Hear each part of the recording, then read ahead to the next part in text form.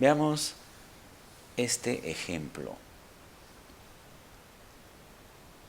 Esta es una función de R a R2. Miren, dos funciones coordenadas. F1 de t sería t cubo menos t. F2 de t sería t cuadrado menos 1.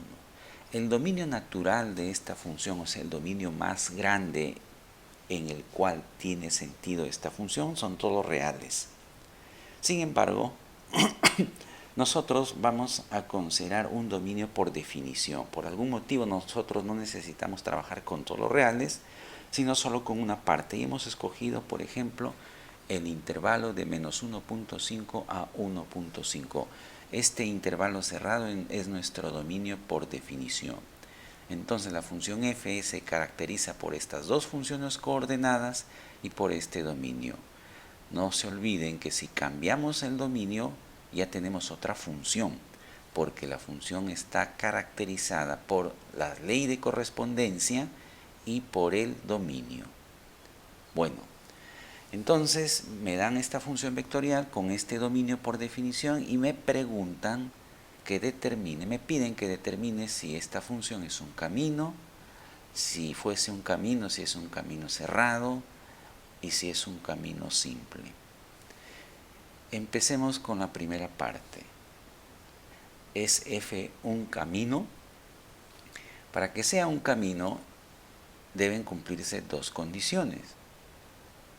Regresemos, no, aquí están las dos condiciones que deben cumplirse para que una función vectorial sea un camino. El dominio debe ser un intervalo de cualquier tipo y la función debe ser continua en cada punto de dicho intervalo.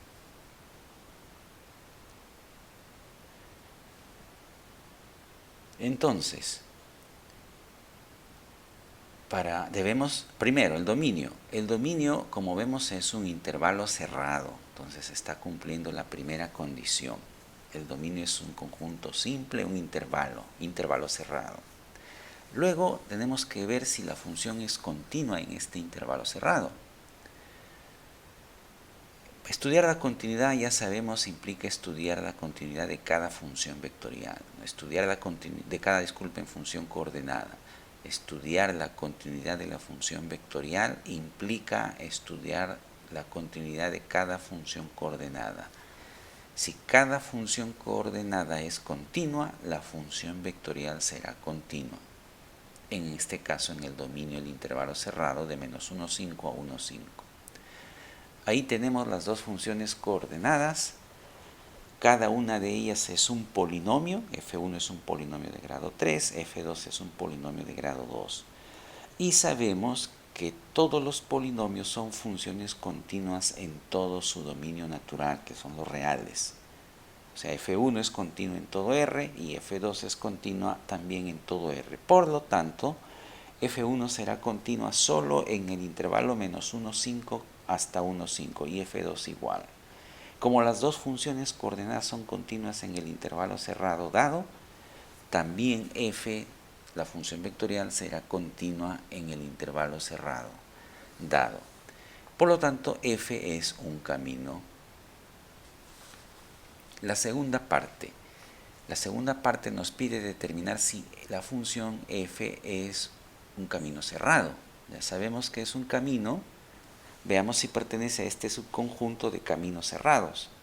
Para que sea un camino cerrado, el punto inicial debe ser igual que el punto final.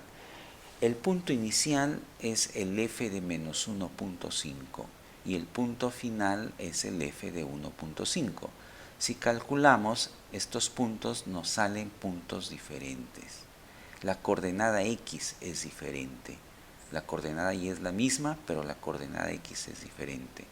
Por lo tanto, como el punto inicial es diferente del punto final, f no es un camino cerrado.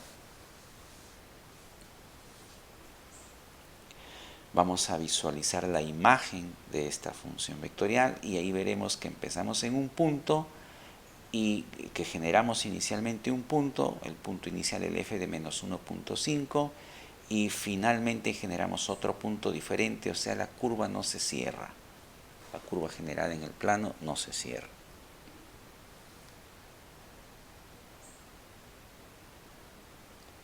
La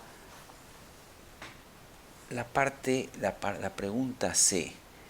La pregunta C nos pedía determinar si es un camino simple. Bueno, para que sea un camino simple, esta función f debe ser inyectiva. Ya hemos dicho que una función en general, no solo vectorial, cualquier función es inyectiva si para cada dos elementos diferentes del dominio las imágenes son diferentes. Entonces, en este caso, ¿no?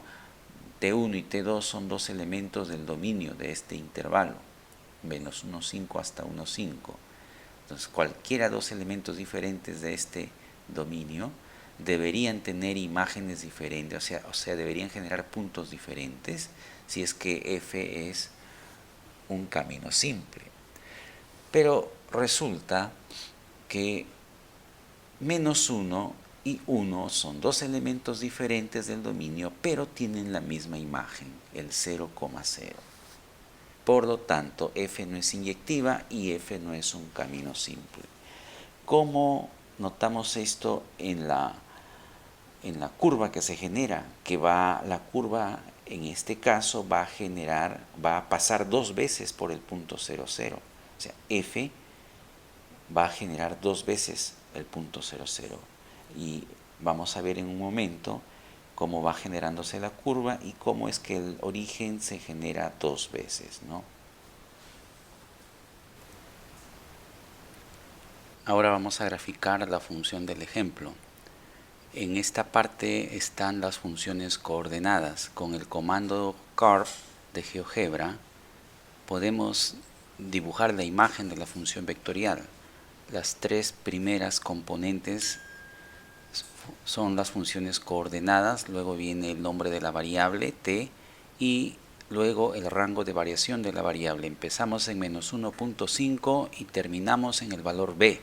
El valor b va a variar según este deslizador. Empecemos a generar la curva. Vemos cómo b va creciendo desde menos 1,5 hacia 1.5 y se va generando la curva. Cuando b llegue al valor 1 debería generarse el origen como ocurrió y llegamos al punto final.